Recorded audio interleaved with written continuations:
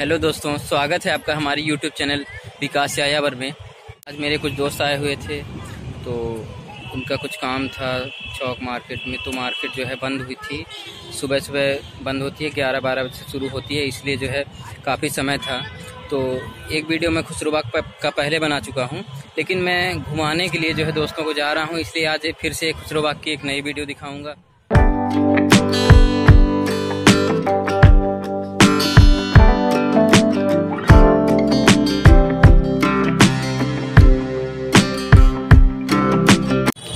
आपको बता दें कि खुसरोबाग के दो गेट हैं, मुख्य दो गेट हैं। एक है दक्षिणी गेट जो कि खुलदाबाद में पड़ता है, और एक उत्तरी गेट है जो प्रयागराज रेलवे स्टेशन तरफ पड़ता है। ये खुलदाबाद वाला मुख्य गेट है। यह मुख्य गेट है और इसकी एक विशेषता है, मैंने जो है ऐसा पढ़ा है यहाँ के बारे में कि जो ये गेट है, यहाँ पे आप देख रहे होंगे ये लोहे की जो लगे हुए हैं, तो ये घोड़े की नाल है। और ऐसा कहा जाता है कि लोग यहाँ मन्नत मांगने आते हैं और जिसकी मन्नत पूरी हो जाती है तो यहाँ वापस आकर ये घोड़े की नालें जो है यहाँ पे ठुकवाते हैं। खुसरोबाग का जो खुलदाबाद वाला गेट है तो वो बंद होने की वजह से हम लोग फिर से घूम के रेलवे स्टेशन तरफ आए, और अब हम उत्तरी गेट से जो है खुसरोबाग में प्रवेश करेंगे।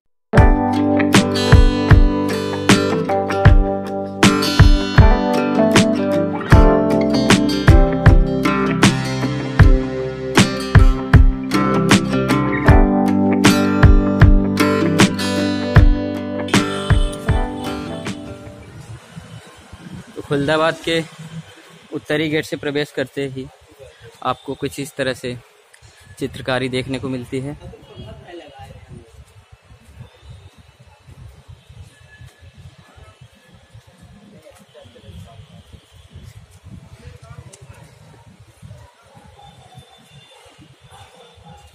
और ये खुसरोबाग का नक्शा है यहाँ पर।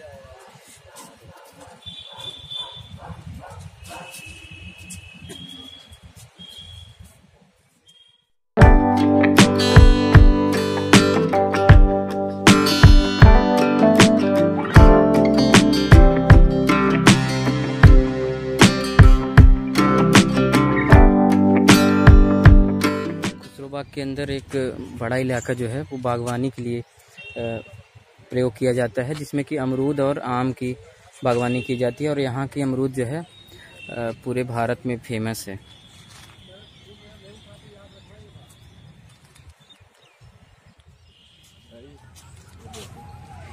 खुसरोबाग का ये मुख्य हिस्सा है जो सामने दिख रहा है, और यहाँ शाह बेगम का मकबरा सीधे सामने दिख रहा है। राहुल, ये पेड़ काहे के है?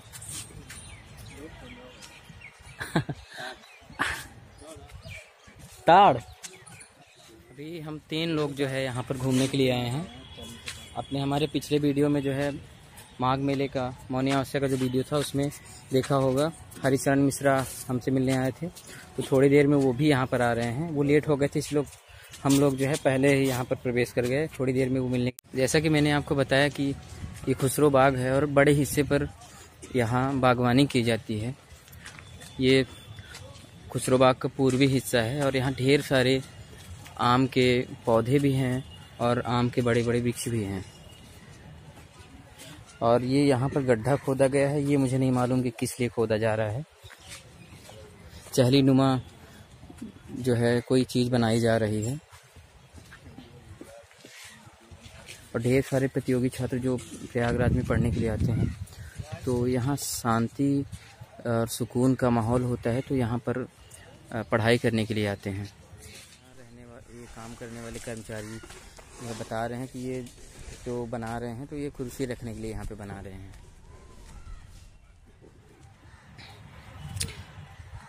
ये खुसरोबाग का पश्चिमी हिस्सा है, उत्तर पश्चिमी कह सकते हैं। और इस हिस्से में एक ये बहुत पुराना बरगद का वृक्ष है, और इस हिस्से में अमरूद के बाग हैं। यहाँ आम के पौधों की बोनसाई भी तैयार की जाती है।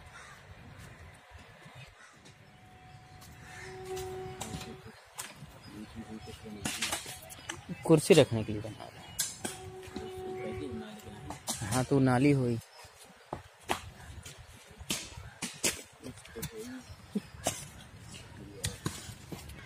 और ये सामने जो भवन दिख रहा है तो औद्यानिक प्रयोग एवं प्रशिक्षण केंद्र यानी कि बागवानी के लिए जो है प्रशिक्षण दिया जाता है।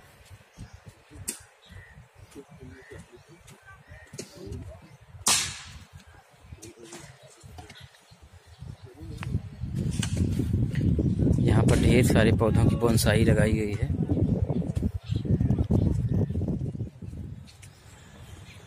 ना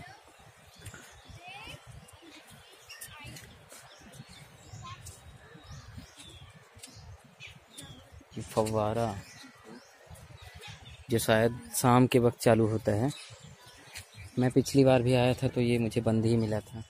तो यहाँ काम कर रहे कर्मचारियों से पूछने पर पता चला कि ये इस समय फव्वारा बंद है क्योंकि इस समय कार्य यहाँ चल रहा है और बिजली इस समय काट दी गई है। जब आएगी तो चलेगा। हो सकता है आप जब घूमने आए तो चालू मिले आपको।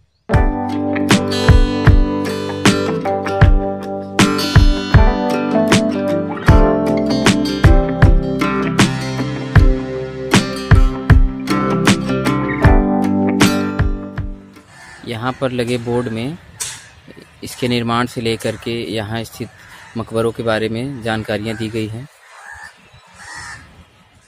आपको बता दें कि खुसरो बाग का निर्माण मुगल सम्राट जहांगीर ने उस वक्त करवाया था जब वह इलाहाबाद का सूबेदार हुआ करता था। तब उसका नाम सलीम हुआ करता था।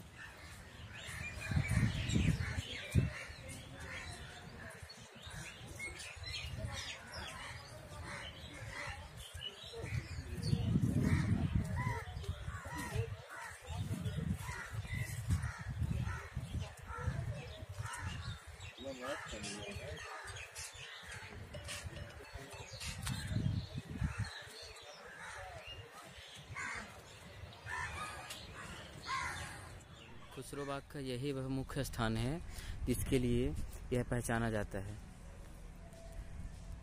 यही वो 4 खूबसूरत मकबरे हैं जिनके लिए खुसरो बाग को पहचाना जाता है। वीडियो में दिख रहा है यह मकबरा खुसरो के मकबरे के नाम से जाना जाता है। इसके अंदर खुसरो की कब्र बनाई गई है। यहाँ पर एक शिला पट्टिका पर खुसरो के बारे में संक्षिप्त वर्णन भी दिया गया है और यहाँ यह लिखा है कि खुसरो 1587 से 1622 तक जहांगीर और शाह बेगम का बड़ा बेटा था। खुसरो सुशिक्षित एवं अपने शिष्ट व्यवहार एवं निर्विवाद व्यक्तित्व के कारण जनता में लोकप्रिय था। 1605 ईस्वी में अकबर बुरी तरह से बीमार पड़े तब खुसरो के साथियों ने उसके ससुर मिर्जा अजीज कोका और उसके मामा आमेर के राजा मानसी के नेतृत्व में खुसरो को गद्दी पर बिठाने का भरपूर प्रयास किया, परंतु अकबर ने अपने अंतिम समय में सलीम को गद्दी पर नियुक्त किया और सलीम को जहांगीर की पदवी से नवाजा। जहांगीर के गद्दी पर बैठने के कुछ महीने बाद खुसरो ने विद्रोह कर दिया, परंतु वह जहांगीर द्वारा परास्त कर दिया गया। उसे गिरफ्तार कर अंधा कर दिया गया। अपने भाई खुर्रम, जिन्हें बाद में शाहजहां के नाम से जाना गया, की देखरेख में बंदी रहते हुए 1622 ईस्वी में उनकी मृत्यु हो गई। उन्हें खुसरो बाग में ही उनकी माँ के बगल में दफनाया गया। खुसरो का मकबरा उनकी बहन सुल्तान निसार बेगम ने बनवाया था। मेहराब दाब दीवारों वाली यह इमारत अष्टकोणीय आकार की संरचनाओं पर बने स्तंभों पर टिकी है। विशाल गुंबद से ढकी है जिसके कोनों पर छोटी छतरियां बनी हैं। इसके कक्ष के भीतरी हिस्से में पुष्प और सनोवर के वृक्षों की डिजाइन से मकबरे के दरवाजों पर ताले लगे हुए हैं, लेकिन बगल में लगे रोशनदानों से हम आपको दिखाते हैं कि कैसा अंदर का नज़ारा है। यहाँ से स्पष्ट तो नहीं दिखाई दे रहा है, परंतु आपको यह हम बता दें कि यह संरचना खुसरो की कब्र है। इसी के अंदर खुसरो को दफनाया गया था।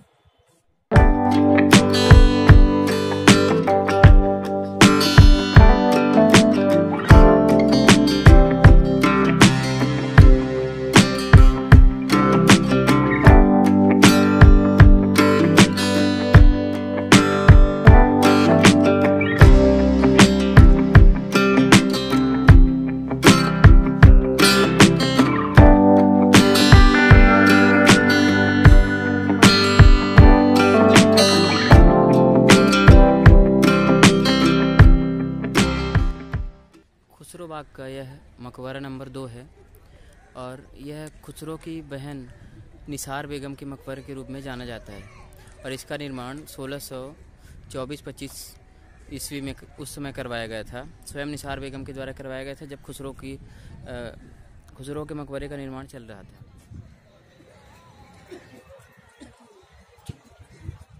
यह खुसरो बाग में स्थित मकबरा नंबर 3 है और इसे शाह बेगम के मकबरे के रूप में जाना जाता है। शाह बेगम मुग़ल सम्राट जहांगीर की पत्नी थी जिनका नाम मान बाई था। जहांगीर ने अपने पुत्र खुसरो के जन्म के पश्चात मान बाई को शाह बेगम की उपाधि दी थी। इसी कारण इस मकबरे का नाम शाह बेगम के मकबरे के रूप में जाना जाता है। मान बाई आमेर के राजा भगवान दास, जो उसमें पंजाब के गवर्नर थे, की पुत्री थी और राजपूत राजा मान सिंह की बहन थी।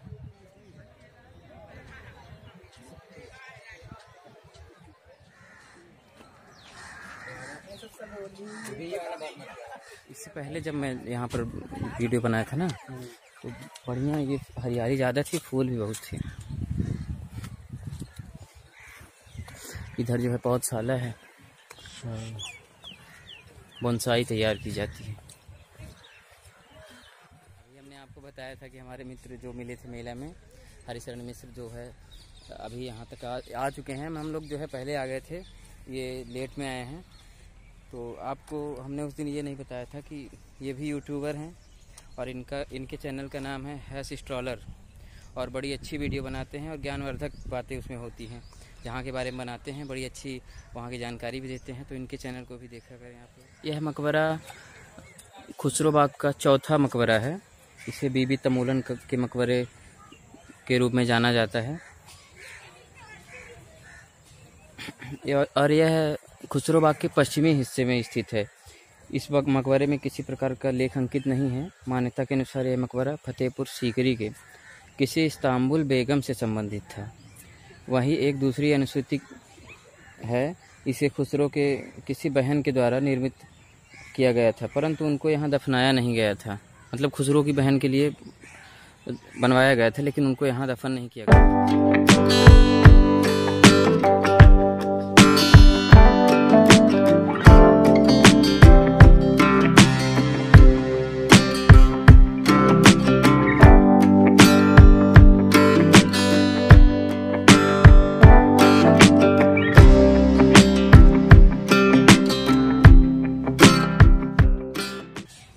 वैसे ये जो है जगह ज़्यादा अच्छी लग रही है मुझे। इससे पहले भी मैं आया था तो यहाँ मुझे 20 मिनट तक मैं रुका था। 20 मिनट? हाँ 20 मिनट यहीं पे मैं खड़ा रह गया था, एक ही स्थान पे है ना। पर इसके अंदर जो है मकबरा नहीं है, ये खाली बनवाया गया था पर ये हमेशा खाली रह गया।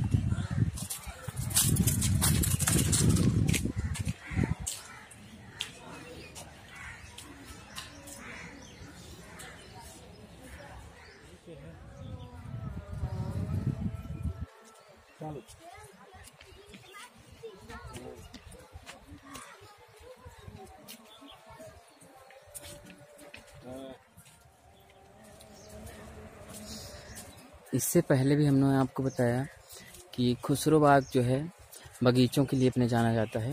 और एक ख़ास बात बता दें इलाहाबादी आम के बारे में, इलाहाबादी अमरूद के बारे में।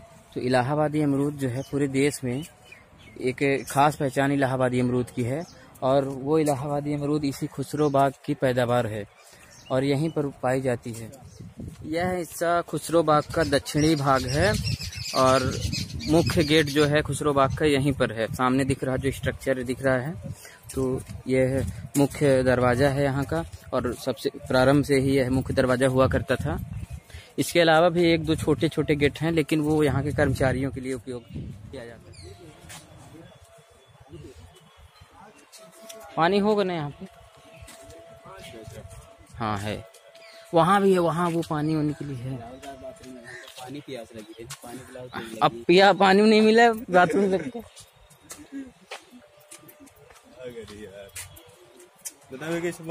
हाँ राहुल भाई हमारे बहुत प्यासे हैं, इन पानी बहुत देर से ढूंढ रहे थे।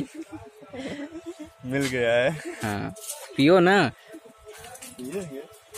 तो अभी कर्मचारियों यहाँ के कर्मचारियों द्वारा बताया गया कि ये टंकी का पानी है और ये आरओ का पानी है, और राहुल हमारे जो है ये वाला पीने वाले थे लेकिन अब टंकी वाला नहीं पियेंगे, आरओ वाला पियेंगे। अब आरओ का ही पानी पियेंगे। बहुत ज्यादा थक गए थे, मेहनत तो किए हैं, धूप बहुत ज्यादा थी, इसलिए पानी की मात्रा कम हो गई थी। हाइड्रोजन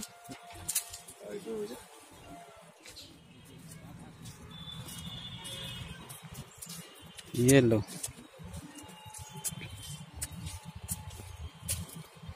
मेला कितने हो जाएगा? मेला शाम को आसमान से कहाँ टपकेंगे। ये ऐसे बनाना, बड़ा हुआ तो क्या हुआ, जैसे पेड़ खजूर। नीचे आ जाऊँ मैं। प्लास्टिक को चाह नहीं पल्ला गया थी तू। ऐसे मतलब उसको बताना, गुड़ बताना। अच्छा क्या देखे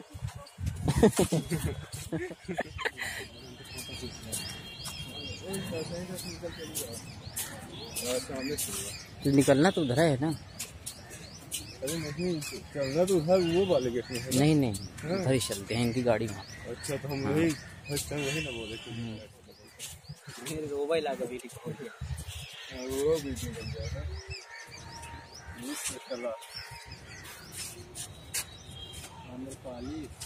आम्रपाली लंगड़ा पहली भी नाम सुने यार। ये तो खैर इसका नाम हमें पास के नहीं आओ के बोर्ड के नाम से जो में पेड़ है वही नाम में नाम पड़ जाता। अरे का मूड कहाँ गया यार ऊपर के? कौवा लग गया। तो तुम भी ना रहा। इलाह स्तंभ है। जला दे ऊपर लग जाए। नहीं, काष्ठ स्तंभ जो है किसके द्वारा लगवाया गया था? खुसरो के द्वारा। पेड़े माटका हुआ है। खुसरो यहाँ पर वो मलखम्ब का वो अभ्यास किया करते हैं। यह स्थान प्रेमी जोड़ों के लिए भी मुफीद स्थान है, और यहाँ भारी मात्रा में प्रेमी जोड़े झाड़ियों के आसपास देखने को मिल जाते हैं। राहुल भाई की हमारे मौज है, और वो इधर झाड़ियों में झांक झांक देख रहे हैं।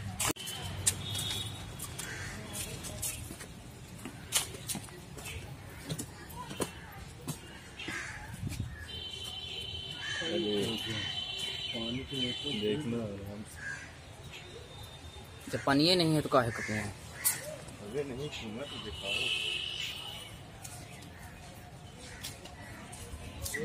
है ना, बतिया लगी है। सफेदा भी ही बतिया दिखाती कि नहीं मेरे वीडियो में?